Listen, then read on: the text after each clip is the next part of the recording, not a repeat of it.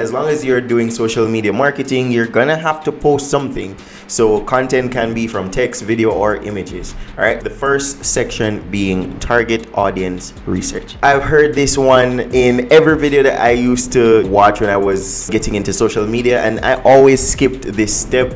However, this step is most important. Now, you need to create a social media avatar, the person that you're targeting. Or maybe it's a customer avatar. Maybe you do have a product and you're trying to sell that product. Now, the first step is to identify who this person is, and you need to identify based on geography, like where they are or their age, maybe what they're interested in. And the closer you can get to forming a character profile, like an avatar, the more detailed you can be, the better every single thing else is going to be, because it will help you to make better decisions.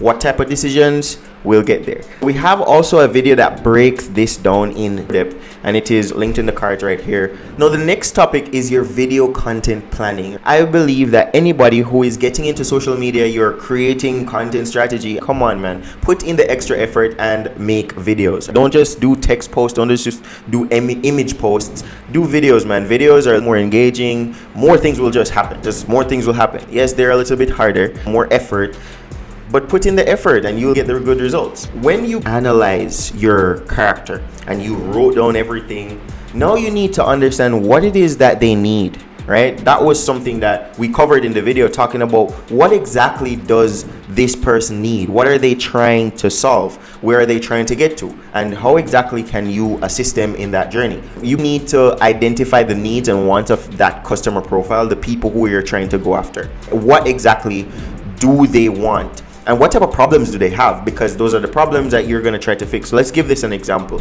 Let's say that you're skilled at social media and you actually want to help people with social media. So what you do is to understand all the type of problems that they would have. This is something that you'd find out in your customer research. Then you want to create your content pillars. These are the things that these are like their most powerful problems, and you want to fix problems in this niche. For example, let us say that you are in fitness and you're going after people who want to get into fitness. The person is all about getting fit, losing weight, maybe gaining muscle, because those are two different things. But when I'm creating my content strategy and I'm doing my video content planning, I want to create my content pillars. I want to teach home workouts. That has to be something in there, because you want to make it easy. You want to make sure that anybody who is trying to participate in what you're doing, they can do it or they can quickly learn something. Very simple things. I'd probably teach dieting, and I'd probably teach cardio, because I think you have to probably do exercise that is more about putting on muscle, and then there are exercises that are all about fitness. So these are two different things. Those are the type of things that we're looking for in this section of the process. And you can also, in whatever niche that you're in, you can also do research as to what are some of the popular videos that are in that niche, and it will also give you ideas as to what you may want to be creating content around. Once you have the idea, then you want to create an entire content system. What you're gonna do after you have your content pillars, you're gonna multiply your content pillars by using insights. What type of insights do you want to provide inside of each pillar? What type of mistakes do people normally have inside of that pillar? What are some of the myths that some of these people have? We have a video that talks about creating endless content. We create tons of videos, and most of the things that we cover here, you're gonna want to learn. You're gonna need more information. We have more content on that. You guys can check it out there to learn the ins and outs of how exactly to get this planning of content stage down. And then after you're finished with this section, you want to move to production basics. Your production, how exactly is your video gonna look? You want to keep it simple. Most of you guys have a smartphone. You're probably watching this on a smartphone. Record on your phone. Don't buy a camera. Start extremely easy. The book Lean Startup talks about this. Always use a minimum viable product. Start out any venture that you're doing in your life. Start really small. Probably invest zero to no money. If you want to invest money in something like this stage, then you probably want to invest money in something like maybe a tripod as well as a mic. These are two very cheap equipment that can really benefit your content production. So after you have all of your equipment and you have the direction as to how you're going to be shooting down, the next thing that you want to do is to just get it done. You already have all of these ideas that you already generated inside of the pre-production phase where you're content planning, but now it is time to actually shoot those videos. You want to try your best to not use a heavy script when you're just starting out. Maybe that will help you. Try whatever you need to try, but as long as you're able to finish one 100 long form videos, you should be good. The nervousness that you're gonna feel, yes, you have to fight that hurdle.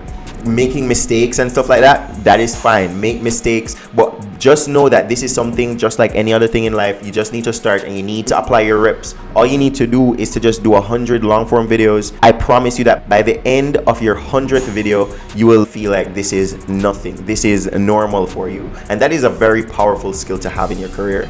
All right. After you finish your video production basics, you want to move to post-production. This is where we will focus on all of the editing. This is where now you probably need to learn a little bit of editing, or you can use simple apps like CapCut. Everybody knows how to edit a video, cut a video, remove any type of mistakes. You can use CapCut if you want to just use your phone. If you want to get more advanced, you can look into Descript or Adobe Premiere Pro or DaVinci Resolve. There are tons of editing softwares out there, but learning how to edit is extremely important, and that is something that everybody should definitely do. Getting into content creation, you should learn how to edit. It'll change your life. But again, don't let not knowing how to edit stop you from starting. You should start. Get your CapCut editing down until you're able to use more advanced softwares. Don't let your lack of knowledge stop you from starting, because while you're on the journey, you can learn. Yeah, and even in this pre-production, it's not just only about editing. You can look into adding captions to your videos. You can look into adding transitions, adding reference medias. We have a video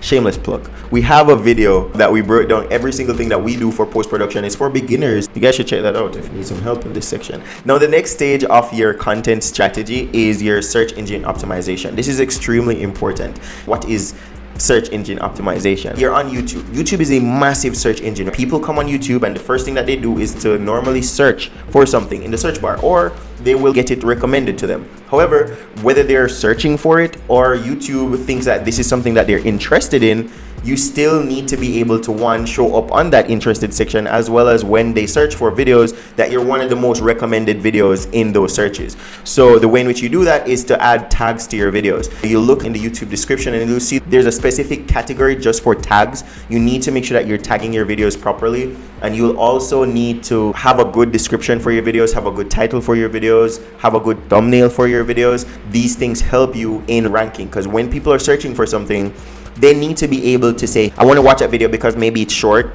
I want to watch that video because it has a good title, it has a good thumbnail, as well as it is properly tagged. If they are searching for this video, or it is just something that they are interested in, it will come up into your target audience's YouTube. All right, search engine optimization is extremely important. It is one of the things that will turn you from being a beginner to a pro. However, this is not something to say that if your videos are not taking off early in your content creation journey, that you're not optimizing your videos properly for search. You need to give the algorithm, let me not say algorithm, you need to give people a chance to lighten up to you, man.